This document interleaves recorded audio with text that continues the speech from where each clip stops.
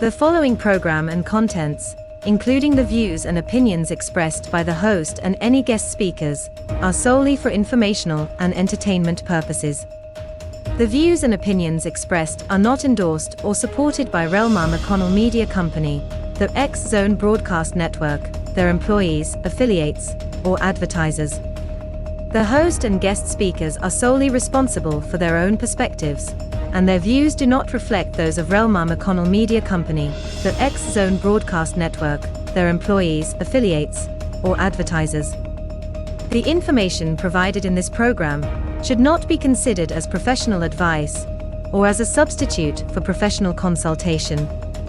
Listeners and viewers are encouraged to form their own opinions and seek independent advice when necessary. Relmar McConnell Media Company, the X Zone Broadcast Network, their employees, affiliates, and advertisers hereby disclaim any liability for any claims, damages, or losses incurred as a result of the information presented in this program.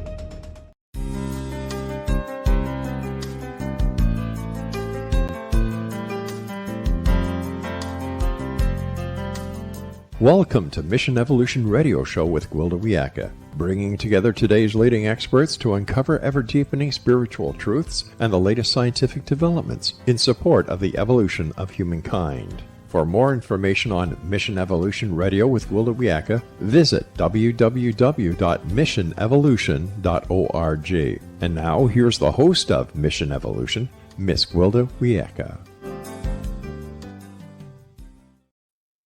Thanks for joining us. Mission Evolution Radio TV show is coming to you on the X Zone Broadcast Network and the X Zone TV channel divisions of Relmar Media Company, studios and corporate offices in St. Catharines, Ontario, Canada. Have you ever wondered about parallel universes, the string theory, or quantum physics? Have you puzzled over the description of our reality as one giant hologram? With us this hour to explore quantum physics, ancient spiritual wisdom, and reality is Peter Canova. Peter is a highly successful multilingual international businessman who, after a series of life-changing spiritual experiences, began studying and writing on spirituality and consciousness. He's the author of 25 times award-winning First Souls Trilogy and the contributor to the popular Chicken Soup for the Soul series. His website, petercanova.com. Peter, thank you so much for joining us. Great to be with you. Thank you. So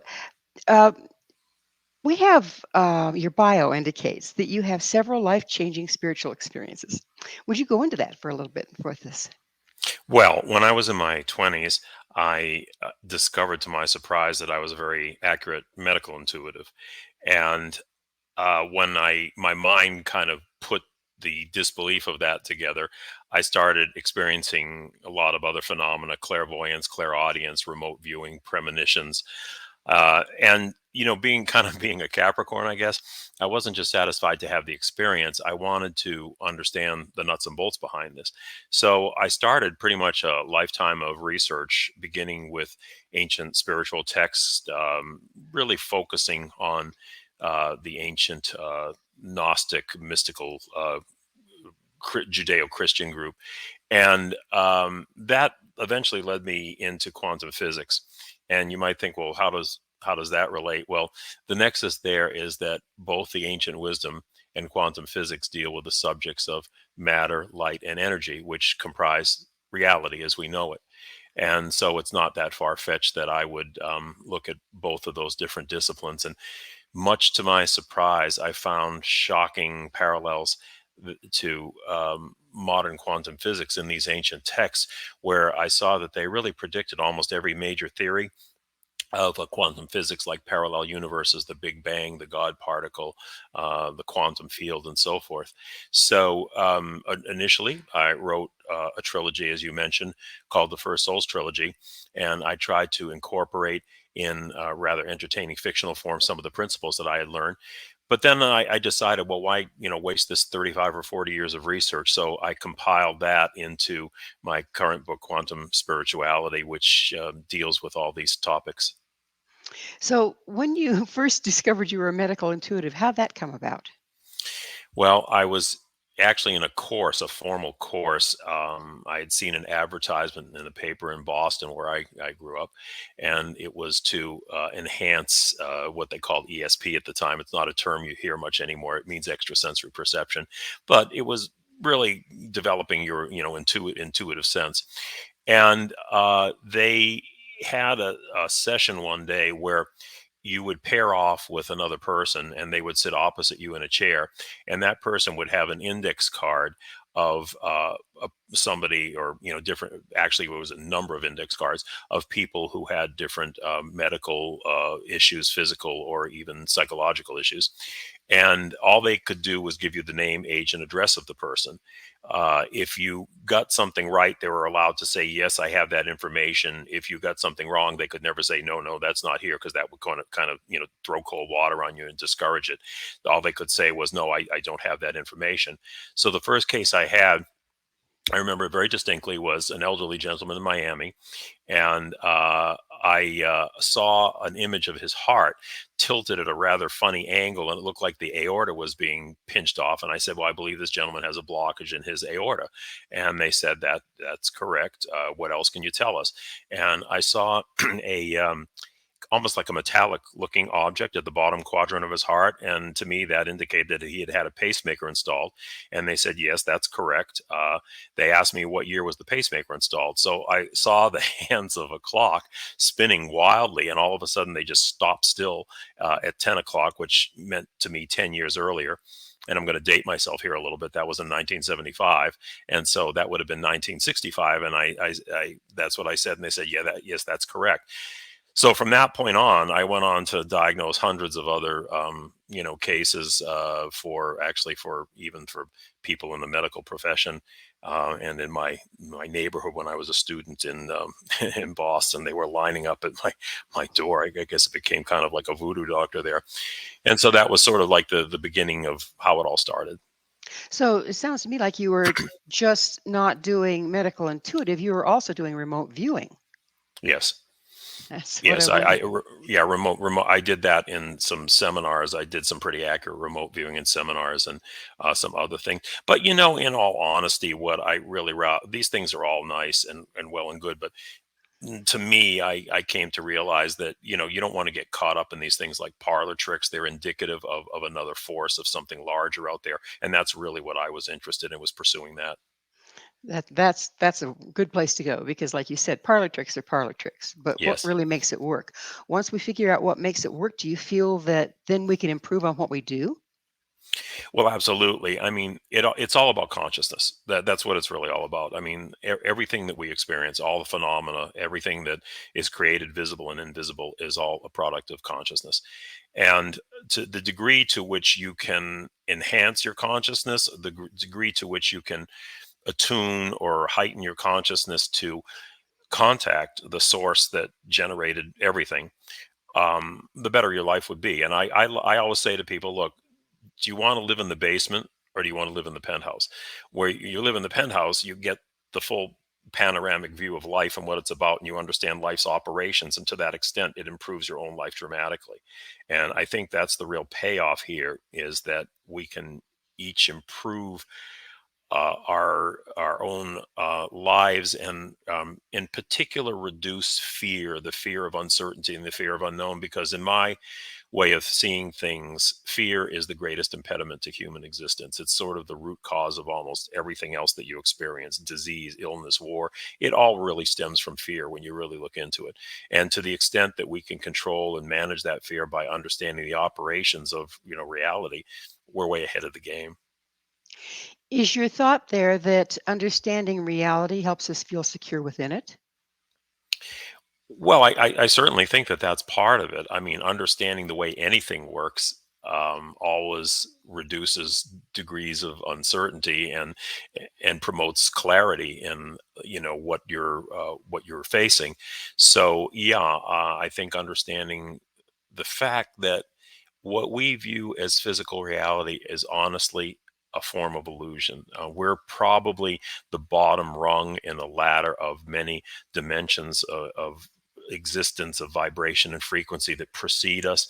And of course, we only perceive from a physical standpoint, but we know even from the study of quantum physics itself that that's an illusion, because the supposedly solid material world that we experience, we know at the quantum level isn't there. In fact, it Max Planck, the father of quantum physics, back in 1900, which was the dawn of the quantum age, said right then and there, I can assure you there's no such thing as matter, that matter is something that is the product of an intelligent mind.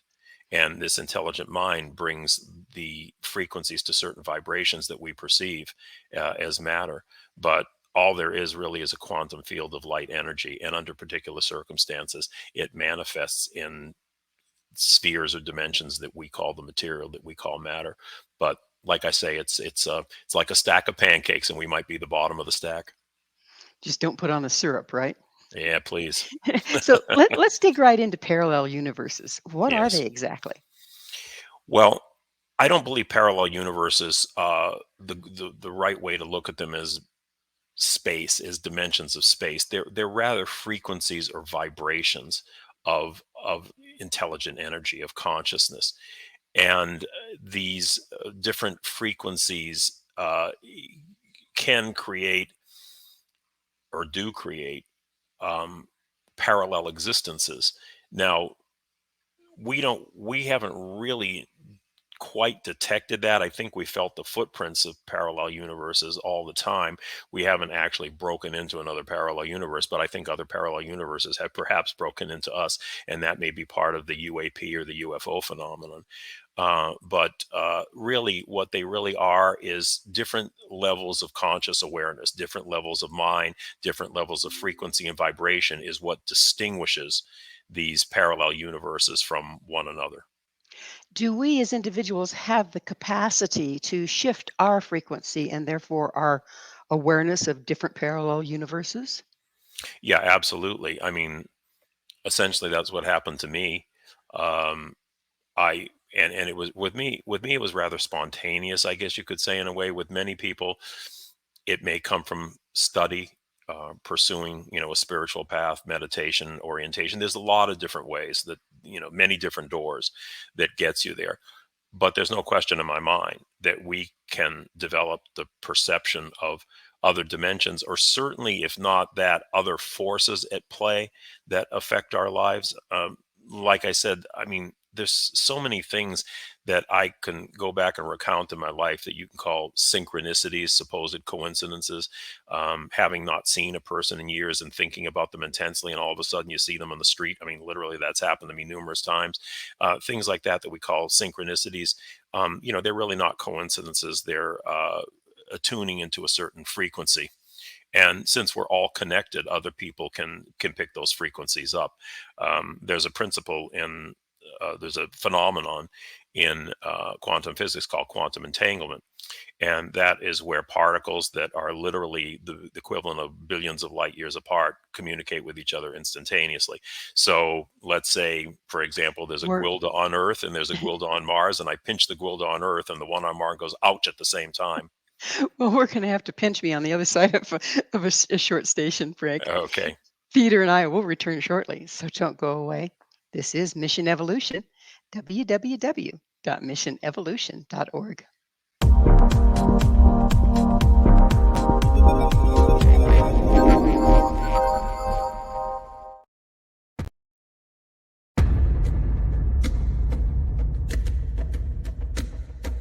Are you ready for a tale that will leave you on the edge of your seat? Get ready to dive into the gripping memoir by Bart Sibrel titled Moon Man. Bart Sibrel takes you on a heart-pounding journey, unmasking the truth behind America's famous Apollo missions. Prepare yourself for hair-raising encounters with agents from the U.S. government's top-secret agencies.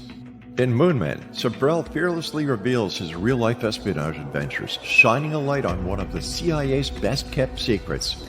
Brace yourself for shocking revelations, including Sibrel's discovery of privately recorded audio exposing an Apollo astronaut's chilling plot, a plot orchestrated by the CIA. That's right. As Sibrel unveils this groundbreaking evidence, it becomes clear that there is much more to the Apollo missions than meets the eye. Could it be that we've been deceived all along?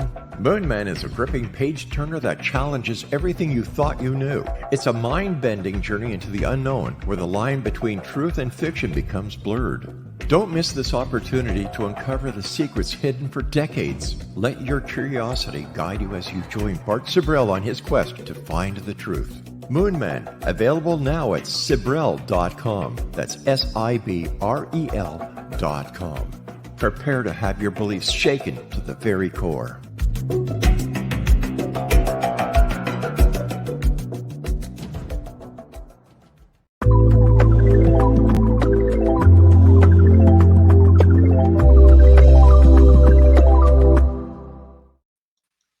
String theory, the multiverse theory, the many worlds theory. There's a lot of theories out there, but what do any of them mean? With us this hour to hopefully shed light on these theories is the author of First Souls Trilogy, Peter Canova. Peter, I must be in another universe here. I can't seem to get my words straight. We were just talking about if you pinch Gwilda in one reality, the other one says, ow. And I always have trouble wrapping my head around these multiple realities, or what else would you call them? Multiple universes, even? Yeah. Well, the fact of the matter is, it's only a matter of appearance, because it really is all one universe. It really is all one force that creates these things. Although, as the Hindus say, it's the one appearing as the many. And the fact of the phenomena that we cited before the break about quantum entanglement, and how particles, or even people, we've had our army studies that have showed incredible telepathy of instant communication between people, and even how DNA can actually, human DNA introduced into a vacuum tube, can actually organize photons of light into the shape of the DNA. In other words, photons of light follow instructions somehow that are inherent in human DNA. All these phenomena, you say, well, wow, what is this all about?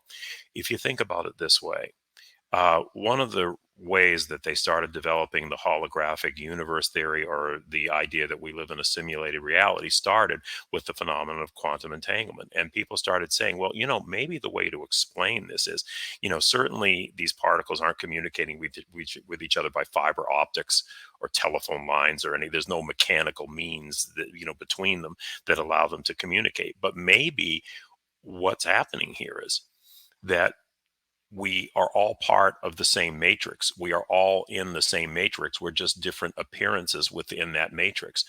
And that is adequately described by a hologram. Now, a hologram, the unique property of a hologram is you can take any hologram and slice and dice it, no matter how small. Each minute portion of that hologram contains the image of the whole. And so they started to theorize that, wow, maybe that's the way the universe operates. Maybe we are kind of like a giant holographic projection, and that would explain some of these phenomena like quantum entanglement. And that theory was later given some oxygen by, believe it or not, the study of black holes. It's very interesting. A black hole essentially is a star that collapses on itself, and it becomes so dense and so heavy, it actually shrinks down to the size of a pinpoint, but it sucks in everything around it. It sucks in light and debris, other planets and things like that into this black hole.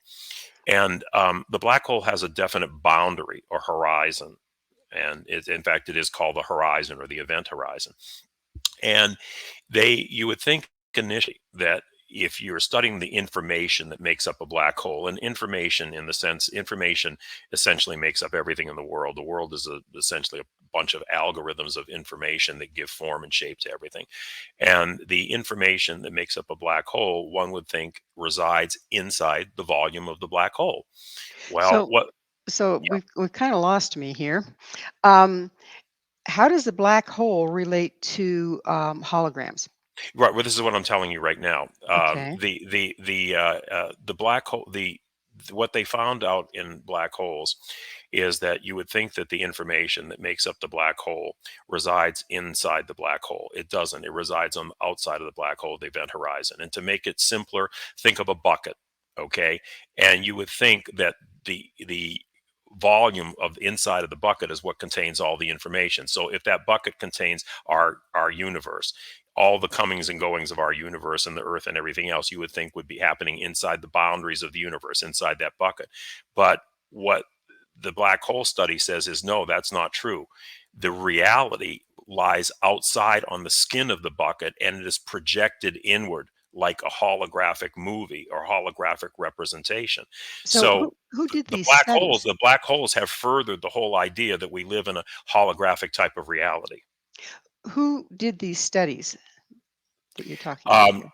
Jacob Bekenstein was one of them, partially built on the work of Stephen King.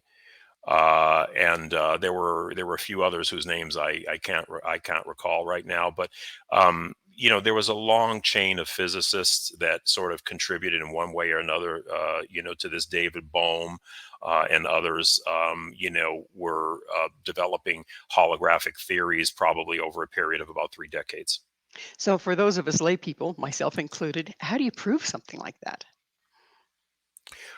Well, I mean, physically, they proved what we just talked about, which is that the information that makes up a black hole resides on the outside of the black hole. That's something that the physicists have proven. Now, How do the they prove it? I don't understand this. I mean, it's out there. It's a black hole. You can't put it underneath a microscope. How do they prove it? Well, I can't really. It's very hard it's very hard to describe. I mean, technically, how all that works. I mean, it really would be something that's very difficult to explain in a short time.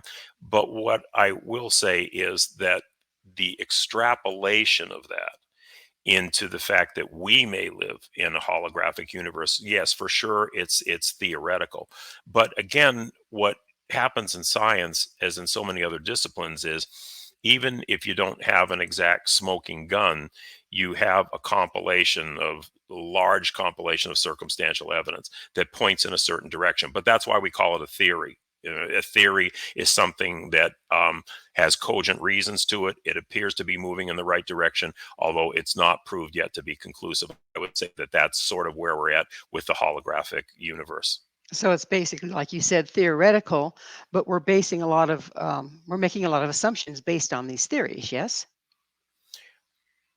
I think that the development of the theories themselves are largely based on observations and with a certain amount of assumptions inherent in them. So does our reality change when our assumptions and our theories change?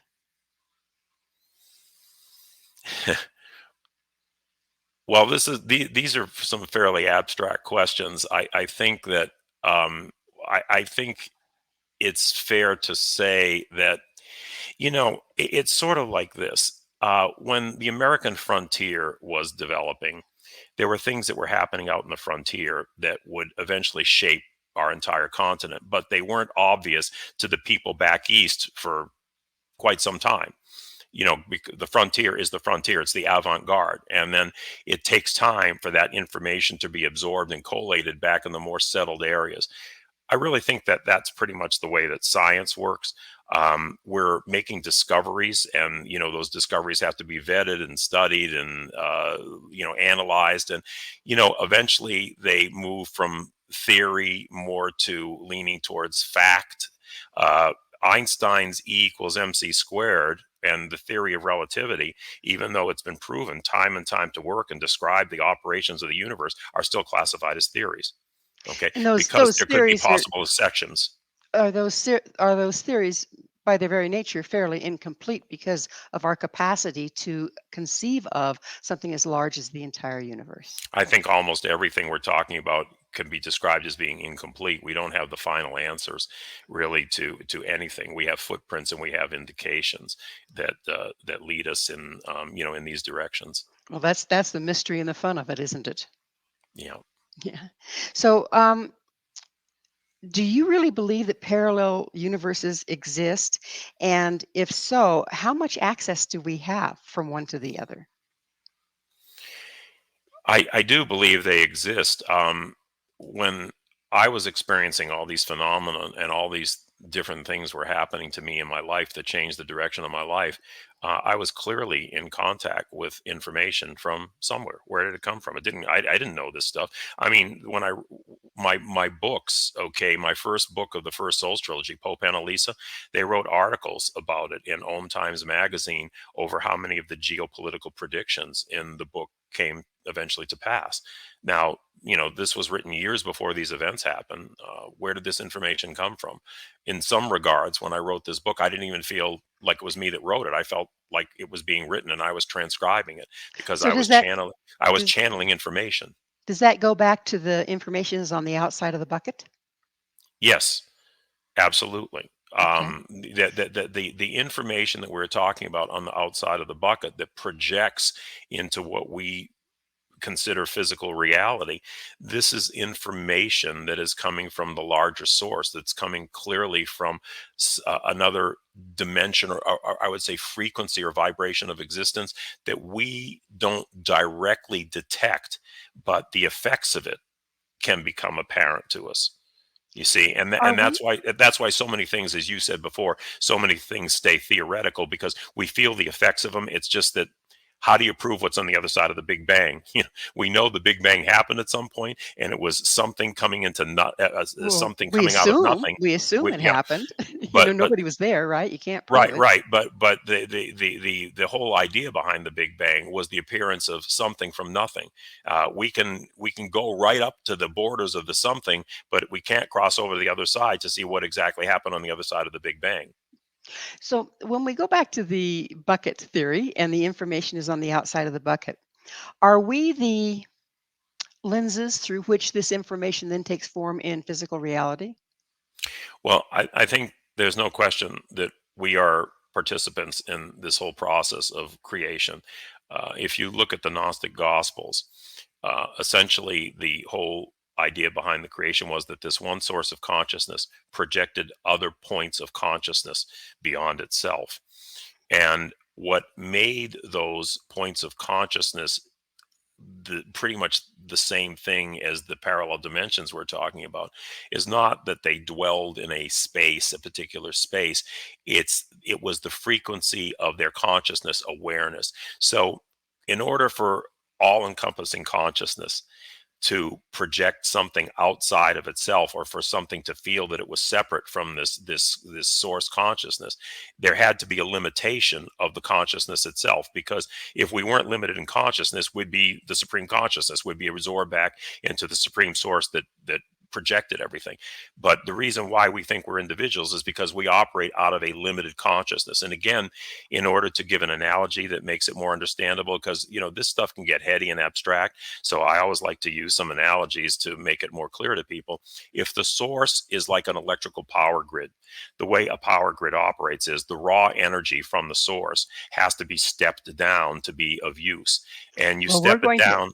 we're going to have to get into source and stepping down again Okay. on the other side of a commercial break. Peter and I will be back to continue our discussion. So stay right there. This is Mission Evolution, www.missionevolution.org.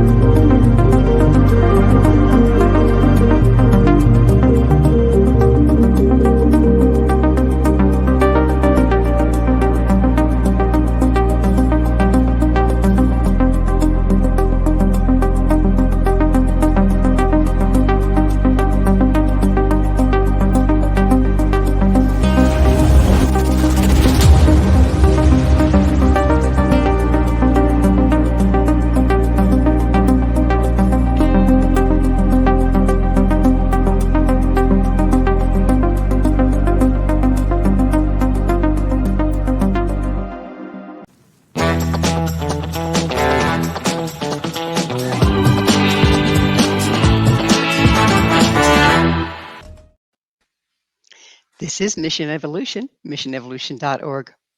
Are we living in a cosmic holographic movie? With us discussing the nature of reality is Peter Canova. I'm sorry, Peter. His website, petercanova.com. Peter, we were talking about a holographic reality, holographic universe, and you had mentioned super consciousness. With all the ancient studies that you've done and the ancient religious texts and everything, would you equate that to God? It doesn't really matter what you call it. You can call it the force, the one, God. It's all the same thing. It's all one consciousness. It doesn't. The names that we give it really don't matter. It remains what it is. So the Native American view of the Great Spirit um, would be talking about this supreme consciousness or whatever.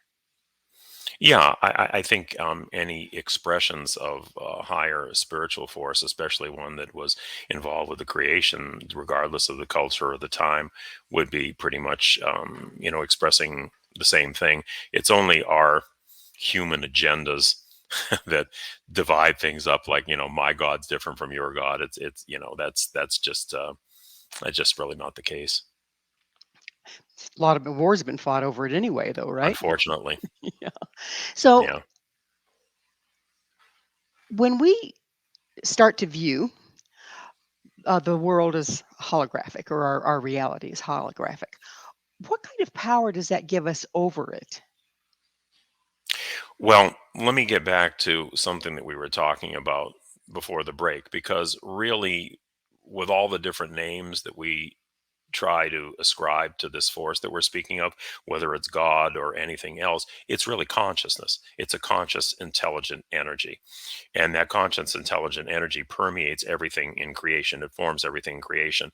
And as I was saying just before the break, if you liken it to an electrical power grid, and the way a power grid operates is it has a source, a raw source of energy. And that source, in order to be used, needs to be stepped down in frequency and vibration, which it's done. And then it's relayed through by different relay stations to the ultimate use. Well, we are kind of like those relay stations. We are really part of the same consciousness that created the entire universe in a particular form. We're essentially spiritual energy in material form. We're spirits having a human experience, as you may have heard said sometimes. So to that extent, yes, we have participated in the creation at one level or another. Now, we are multidimensional beings also. So I really believe that each of our particular forms of individual consciousness has analogs at other levels of existence, at other higher levels of existence, and at those levels. But even down here in the material level, we certainly exert influence over the creation and the shape of our world. So if we have influence over it as an individual, do we have greater influence as a group? Certainly, as Jesus said, when people come together and, in my name, it exerts a more powerful force. There's no question that people that have like-minded intention and they put energy into that intention, it it's kind of like a multiplier effect. And yes, it does. I do believe that it does have more of an effect. But as far as the individual is concerned, to the extent that we attune ourselves to these higher energies and we awaken our own personal consciousness and the understanding that it is part of a greater force, we increase our own ability to influence things around us. Now, I'm Now, not. can we go backwards just a little bit? When we were talking about how if one person has influence over what manifests in reality, a group has greater influence. That begs the question, who's controlling the reality right now with all the attention that people spend to media and this and that and the next thing? Who's really controlling our reality? Well, I think my own opinion of the way things operate is that there's a template that is laid out before us. There's a blueprint that is laid out before us of intention by this one force. Uh, that's like a choice that we have. We within that blueprint, we have choices that we make that influence the way the blueprint actually operates. So you can have the architect give you blueprints, but if you make changes in the field, it's going to affect the way the final product works. And I think that's actually the way it works with us. I think, you do have conflicting agendas of people, and those things kind of all come into play, at some point, and affect the final shape of what we experience as reality. So, while we're talking about consciousness, we've been talking about it in a very large term. How about individual consciousness? I've heard from numerous sources that most of our awareness is unconscious versus conscious. So, how do we reconcile what's going on unconsciously with what we're creating consciously? Well, that kind of relates to the point that I was talking about a few minutes ago, which is that to the extent that we attune ourselves to this higher source of consciousness, it does start to change our individual reality and our outlook on the world. And by example, I told you my own experience when all of a sudden I was realizing that there's a whole other dimension of existence out there, and all these things that I was experiencing, things started to happen. Synchronicities that, like I say, people appearing that you think about, haven't seen for years, a couple of days later, circumstances that save you from, I have experiences that I wrote in Chicken Soup of the Soul about premonitions that I had that saved my life and my father's life in Africa. These type of things start to come into your life once you've attuned to this. And I always used to say to people, I felt like a person who most of my life was in front of a radio trying to tune it, and all I was getting is static. But all of a sudden, I hit one clear channel, and I realized that it had been out there broadcasting 24/7 all my life through all eternity, in effect. But it took me to fine tune it to get it. And I think that that's the way it works, with us. To the extent that we let our unconscious rule our lives, we usually end up not so well off. But to the extent that we start to make these influences in our lives conscious by attuning to them, we gain more of a measure of control, and I think better things happen to us. Do you think that our deja vus, our synchronicities, our hunches, do you think those are a bleed through, if you will, from the other frequencies to give us a clue that there's more going on? Yeah, I absolutely think that a lot of that is what's in play here when you experience phenomena like that. And you'll find that as you get more and more in tune with this energy, you'll have more and more experiences like that. Kind of like So, when you're driving down the road and you're listening to one station, suddenly another station starts coming through, mhm. and you'll be hearing somebody talking about news, and then you'll flip back into the music, and then there's static between the two. Is this where we are right now? And does that relate to the frequency that we're at? Well, you know, the human race has certainly still got a long way to go, and we we have indications in the scriptures where it says when enough people get enlightened, then that's when the kingdom of heaven is realized on earth. That's when the veil between these dimensions starts to break down.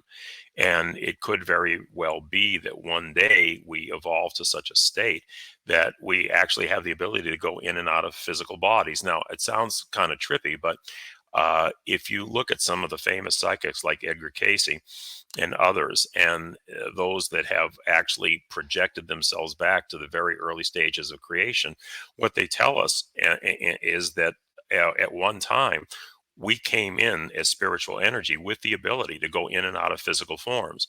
We eventually got trapped in those forms as we started to identify with the reality as the boundaries of our skin, and we became sort of trapped in these material forms. It's kind of like, do you remember the old there was this Star Trek series where the crew went to the holodeck and they could project themselves in these immersive 3D virtual realities where they could actually interact with the characters. And sometimes they actually sort of forgot that they were the programmers and not part of the program. Well, essentially, I think that's what happened to us here. We were part of the programming, but we got lost in our own programs. Do you think that where we are in the universe, of course, that changes frequency, right? Our trek through the universe, and whatever ambient frequencies are there where we are. Do you think that the frequencies from the space around us influences human development? And could it go up and down? Yeah, I do think my own personal feeling is that the influences of other dimensions bleed through and affect our universe. Look, just take energy itself. Okay, believe it or not, scientists do not know what energy is. If you ask a scientist what energy is, they cannot give you a definition. They can manipulate it. They can describe it under certain circumstances, its operations, but they don't know where it originates from, and they really don't understand anything about the source of all the various energies that permeate our universe, where they come from, or whatever. I do believe that many of these energies come from other dimensions and have influence in one way another on us here. So it's all interrelated. I mean, we talk about separate or parallel dimensions, but what we have to remember is at some level they do interact. They are related to one another. They're not totally walled off from one another. Well, we're about to go into another station break, but on the other side, I'd really like to get into, are there really any walls to start out with? Please stay with us as Peter and I explore the vast concept of consciousness. This is Mission Evolution, www.missionevolution.org.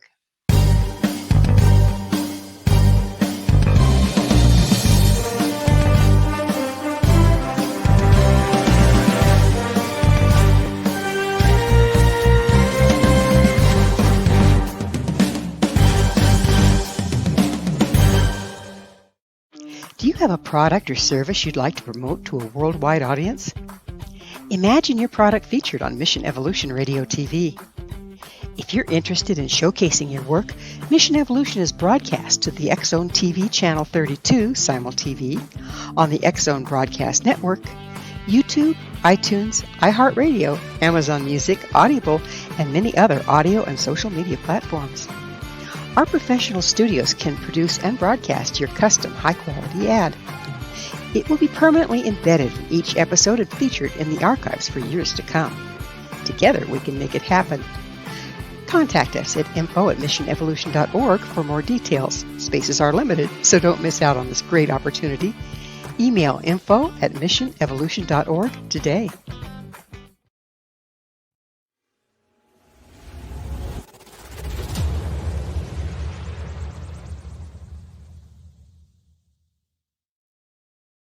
So I was watching the X Zone TV channel last night when I was abducted by aliens, and they kept repeating to me over and over again, simultv.com, simultv.com. What's simultv.com? That's what I asked them. They had it written on the side of their UFO. How do you spell that? UFO. No, I mean simultv.com. simultv.com. simultv.com. Right. simultv.com. Interesting that you were abducted by aliens in a simultv.com UFO last night. Oh, yeah? Yeah. Now that you mention it, I remember now last night I was awakened from a deep sleep. My great-grandmother was standing there. She said she'd come from the hereafter to tell me about simultv.com. She even spelled it out for me. simultv.com, sonny boy. simultv.com. simultv.com, sonny boy. Wow. Yeah. Guys, you'll never guess what my psychic guru just told me. simultv.com. Exactly. Are you guys psychic too? Of course. We all know about simultv.com. simultv.com.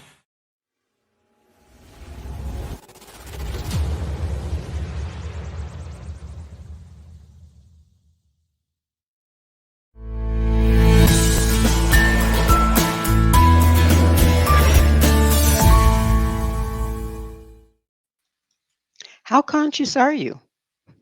This is Mission Evolution, missionevolution.org. We're continuing our discussion with the author of the First Souls Trilogy, Peter Canova. Peter, consciousness is kind of what we've been talking about all along here. What is it exactly? I mean, we've been dancing around it, but what is consciousness? Well, the attributes of consciousness are direction and tension, and instruction in a way. I sort of view consciousness very similar to the way human DNA operates. DNA provides the information that creates the various forms of our bodies, and not just us, but of all pretty much all life on Earth here. And I view consciousness the same way. Consciousness is an intelligent force that has intention and provides direction. So, uh, if you really want to look at it in one regard, the parallel universes that we've been talking about, the different frequencies or vibrations of this consciousness that we're talking about, are really nothing more than saying, here are the different forms. Here's the DNA that consciousness takes as it projects itself out with an intention to experience itself at every possible level of creation. So if we look at ourselves, and we mentioned this before, as human beings, we're spiritual energy having a material experience. And I often say to people, the purpose of humanity really is to be like the fingers of God touching the face of this world. And our purpose is to spiritualize the material and bring the experience of the material back to spirit. So I guess that's the best way I can sum up what consciousness is and how it operates. So, what happens when we die? Well, I think when we die, it's just a shifting of consciousness. It's a shifting of our conscious focus. We no longer focus on ourselves as a physical body. We're now back in some state, and it could be any number of different states. I don't think there's any one place, one frequency or one level of consciousness that you go to, but certainly you go to a different level. I won't even say necessarily a non-material level of consciousness, because there's all levels of materiality. There's a finer etheric kind of materiality, and then there's a more pure, just an energetic form of consciousness. But we go to one of those places anyway. We go to a form that's different from what we're at right now. In fact, a lot of people in scripture say that, we're somewhere else dreaming ourselves into this life. So maybe we just wake up from that dream. Yeah, the Aboriginals, I know, hold to that we dream reality. So, Mhm. speaking of which, what does happen when we sleep when we're talking about consciousness? I mean, we spend a third of our lives doing it. How does that fit in here? I think that it's we tend to contact that realm or different realms in consciousness when we're asleep, when our waking consciousness kind of takes a back seat. It allows other levels or vibrations of consciousness to enter in. So, in effect, perhaps our subconscious, our unconscious, becomes our conscious in dreams itself. We alternate between these different levels of mind, and that's actually a proven fact in brainwave theory, that you have that alpha, beta, theta brain waves. And when you're in a deeper state of meditation or sleep, you slow down into like the theta state, and that's indicative that your conscious mind has kind of gone to sleep in effect, and that these other parts of your mind which are maybe connecting with these other levels of reality, are sort of taking over. So I'm not a big dreamer, but we all dream to one extent or another, and perhaps those dreams in some other level of reality are things that are happening, or messages that we're getting in order to better conduct ourselves, at this level of reality. And this stuff is really hard to wrap your head around, obviously. But the feeling I've been getting is that there are no boundaries except the ones that we impose on ourselves. So what we are consciously aware of becomes our reality, but in truth, we're just in this huge soup. Is that anywhere close to accurate? And if so, I think how so. how do we isolate and create the reality that we've all agreed upon is reality? Well, look, we all know that part of the meditation process is sensory deprivation. So, that's why people go into those, what is it? Those, water tanks and hyperbaric oxygen chambers and things like that, because it's the physical senses that we've developed that largely keep us locked into the mentality of this world. And when those take a back seat, it's when we start to, experience snippets of the other realities, as you talked about. And I think, yes, it's accurate to say that we're all part of the quantum field. We're all part of this one consciousness. But we've so chosen to condition ourselves and focus on the idea that physical reality is the ground state of all being, and we believe that, and we kind of stay focused on that. But yet you can break out of that. I mean, to a certain lot of people throughout history, to a certain extent, have broken out of that and have kind of, I guess the best way to say it is they've glimpsed outside the matrix. So the bucket is an illusion, actually. The bucket is absolutely an illusion. What goes on inside the bucket, like we're saying, is a projection of forces that are coming from another dimensional frequency. And this is sort of the template that I was talking about. I think the way that life and reality works is that this supreme being, God, the source, whatever you want to call it, does set out a template. It's like a buffet or a banquet. And essentially, we can choose courses from amongst that. And to the extent of those choices, we affect the outcome of that template. We affect the outcome of that product. I gave the example of the architect. The architect has a blueprint, but when you make changes in the field, it affects the outcome of the product. And I do believe that that's the way things work. So it's about time in the show when I get to ask you, Peter, what is your mission? Well, I had certain experiences and I felt they changed my life for the better. They certainly changed the course of my life. And I wanted to share those with people. And at first, I did it by writing a series of spiritual thrillers, the First Souls Trilogy. But then I decided to take all the research that I've done over 35 or 40 years and compile it into a book called Quantum Spirituality. And what it really is I'm trying to provide a roadmap for people on their spiritual journey. And like any map, you will need at least two coordinates to have the map make sense: north, south, latitude, and longitude. The coordinates that I used were ancient spiritual wisdom and quantum physics. And what I show is the parallels of what they're saying about all the subjects that we've talked about today: parallel universes, the creation, the nature and operation of reality. Once we see two different disciplines essentially pointing in the same direction, I think it provides us with a base of knowledge that really helps us on our spiritual journey. So my purpose is to sort of inspire people, give them information, and essentially be a signpost for them on their road to reaching a higher level of consciousness, however that may be. So how can what's the first step for our audience to move towards this larger consciousness? How can we use this information that we've been talking about for the past hour? How can we use this to take the first step into tuning into a broader reality? It's uh, it's a thing that people arrive to by many different paths, and a lot of it has to do with your motivation. And the thing about motivation is, look, with some people like me, things happen spontaneously. I didn't expect any of this.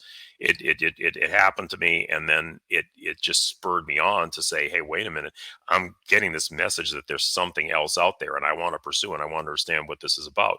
For other people, it could be less positive experiences. It could be that, they've experienced a tragedy in their life, a loss. They've been on drugs. They've hit the bottom of the barrel, and they finally say, "Wait a minute, there's got to be more to life than this." So, what it all boils down to is motivation. You have, in order to start anything, there has to be an initial motivation, and I can't really tell people how to motivate themselves. They have to come to some point where they can be motivated to study and understand these things.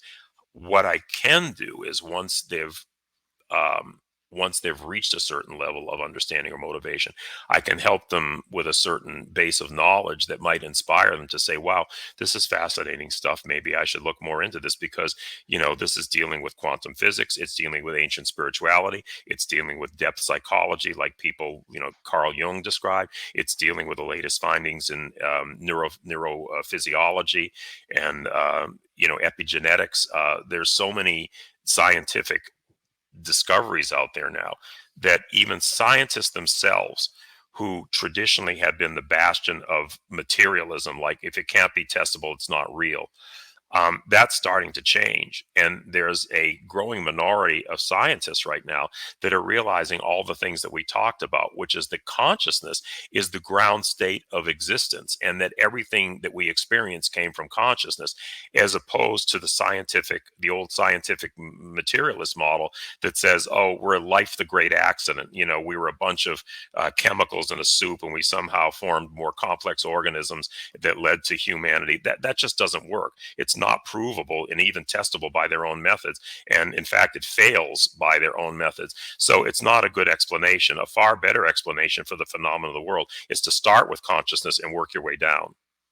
So we're virtually out of time for the program. But what's your vision if we all start, not all, but a number of us start to seek a higher level of consciousness?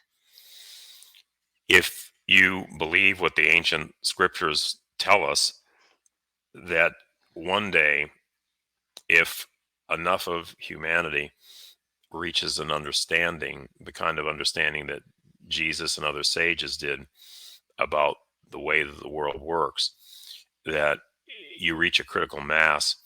And Jesus said at that point, that is when the kingdom of heaven, will come to earth. Uh, That would be a wonderful thing to see. yeah, We are unfortunately out of time, Peter. Thank you so much for coming on the show. Our guest this hour has been Peter Canova, the author of the award-winning First Souls Trilogy. To find out more about Peter and where you can get his books, visit his website, petercanova.com. This has been Mission Evolution with Gwilda Wiyaka. For more information or to enjoy past archived episodes, visit www.missionevolution.org. But most importantly, please be sure to join us right here next time as this mission continues, bringing information, resources, and support to an evolving world.